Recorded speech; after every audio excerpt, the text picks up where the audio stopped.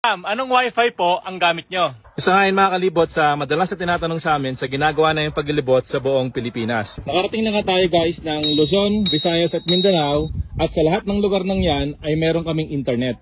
Nandito nga tayo guys sa bundok ngayon. Sobrang lamig nga dito guys. And si Kuya Val, tingnan natin yung cellphone niya kung merong signal.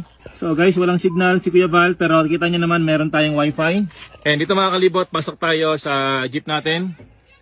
And dito makikita nyo si Kitiko saka si Jace nag-Netflix. And doon sa kwarto naman si Dean ay nag-homeschooling. Ito nga guys ang sekreto namin sa pagka-travel namin.